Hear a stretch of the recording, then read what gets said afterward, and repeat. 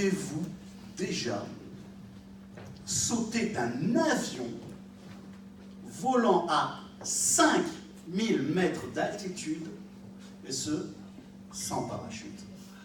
Non. Visiblement non. Eh bien, croyez-moi ou pas, moi non plus. Par contre, c'est la sensation que j'ai en ce jour de septembre 2016, lorsqu'on m'annonce: Siegfried, c'est super, c'est toi que nous avons choisi comme conférencier. Tu vas donner une conférence devant 150 chefs de projet pendant 1 heure, dans 2 mois, et tout en anglais. En anglais? Mais c'est comme si on me jetait dans le vide. Alors bien sûr, l'anglais, je connais, comme beaucoup d'entre vous, je fais du business. Tu l'as dit, Anne, à l'international, minimum, c'est parler anglais. Mais entre faire du business, parler avec ses collaborateurs, aller sur ses emails, utiliser Google Traduction sans arrêt et parler pendant 1 heure à des chefs de projet en anglais tout du long, pour moi, ça a été une immense frayeur. Et pourtant, 2 mois plus tard, c'est la standing ovation. Alors la question que vous pouvez vous poser, c'est comment est-ce qu'on passe d'une grande frayeur à un grand succès? En ce qui me concerne, ça s'est passé en 3 périodes principales.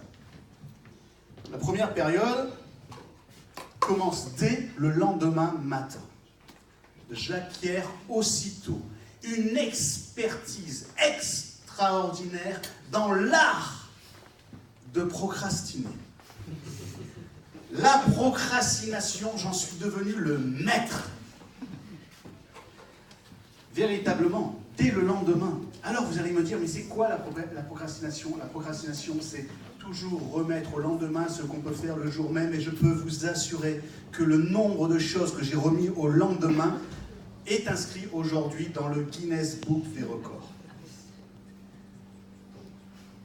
Véritablement.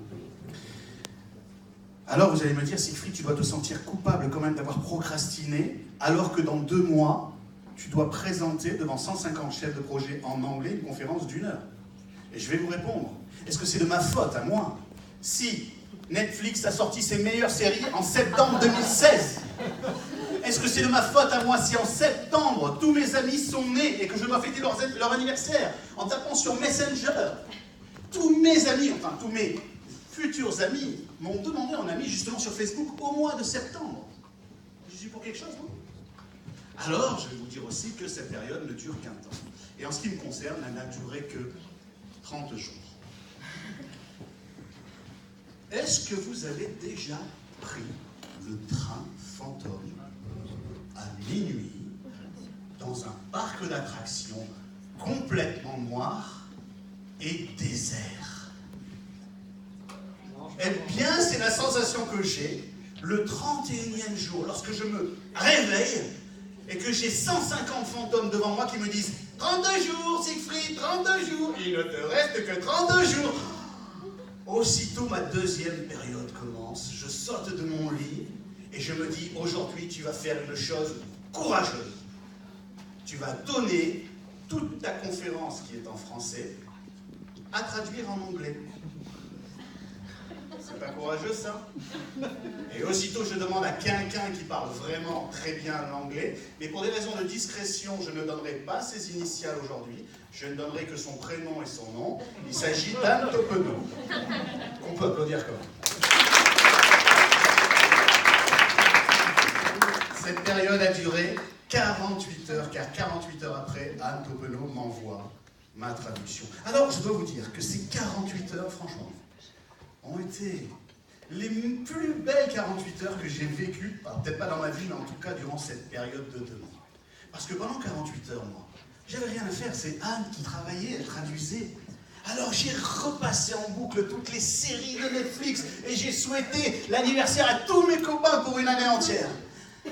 Mais, dans la vie, les meilleures choses ont une fin. Et 48 heures après, Anne m'envoie un mail m'annonçant triomphalement Tu trouveras en pièce jointe la traduction de ta conférence. Bon, la troisième période commence, le jour d'après. Et c'est une période que j'appellerai la période des répétitions. Répétition. Lorsque je vois la traduction de ma conférence en anglais, première chose qui me vient à l'esprit, c'est je comprends rien. Un mot sur deux, je ne le comprenais pas. Je vais avoir un accent dégueulasse. J'ai une prononciation à couper au couteau. Il faut absolument que je trouve un coach. Et là, pour le coup, alors, je ne vous donnerai pas, là, pour des raisons évidentes de discrétion, ni son prénom, ni son nom, mais uniquement ses initiales. A-T, comme Anne Topenot. Oui, d'accord. Merci d'avoir gardé le secret, c'est sympa. On peut l'applaudir une deuxième fois. Et commencent les répétitions. Alors, de ces répétitions, j'ai un premier souvenir extraordinaire. C'est la première répétition. Plus exactement, les 2 premières pages. Ma conférence en comporte 7.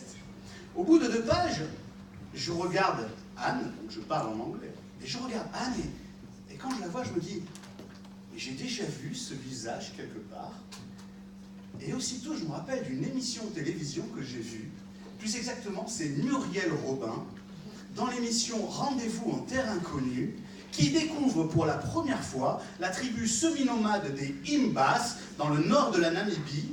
Vous savez, c'est ce visage, c'est un mélange de torpeur, de surprise, de paralysie faciale. Et lorsque tu m'as entendu pour la première fois parler en anglais sur ma conférence, tu avais cette tête, Anne. Et quand j'ai vu cette tête, je me suis dit, waouh, c'est pas gagné, hein.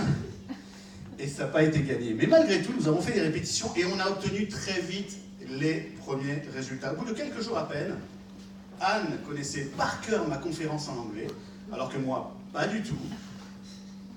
J'ai eu également comme autre résultat le fait que, et ça c'est le résultat dont je suis vraiment le plus fier, c'est toute dernière répétition, dernière ligne, je m'arrête, dernier jour, avant donc le final, devant 150 personnes, et je regarde Anne et je lui dis, Anne, franchement, qu'est-ce que tu en penses finalement? Et là, Anne, sérieusement, tu m'as dit la chose suivante. Tu as 2 options, s'il te plaît. Première option, tu penses à ta prononciation et à ton accent, mais alors là, tu vas perdre en enthousiasme, en énergie, en rythme.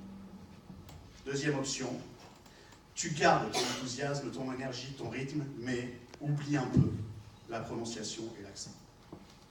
Waouh, quel cadeau tu m'as fait ce jour-là, Anne, je ne sais pas si tu t'en souviens, mais je suis ressorti, je me suis dit, quand je donne mes conférences en français, j'essaie de les donner avec enthousiasme, parce qu'après tout, on prend la parole en public aussi pour faire plaisir, pour délivrer un message.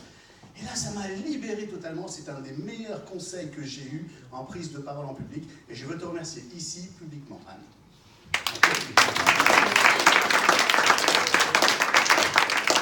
Alors, quel message je pourrais vous donner ce soir? J'en ai 2 essentiellement. Le premier message. Que vous soyez orateur, non orateur. Lorsque vous devez prendre la parole en public, travaillez, préparez et essayez de vous entourer de personnes vraiment compétentes, efficaces. Si vous voulez aller vite et bien. Comme l'a dit Jean tout à l'heure, ça vous fera gagner du temps et de l'argent.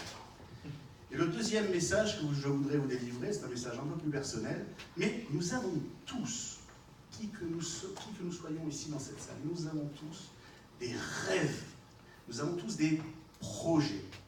Et ces rêves et ces projets, parfois, on les laisse un peu de côté parce qu'on a peur. On a peur parce qu'on a peur de l'échec, et d'une.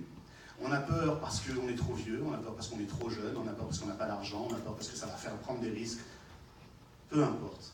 Si vous avez des rêves, des projets, parachute ou pas parachute, lancez-vous.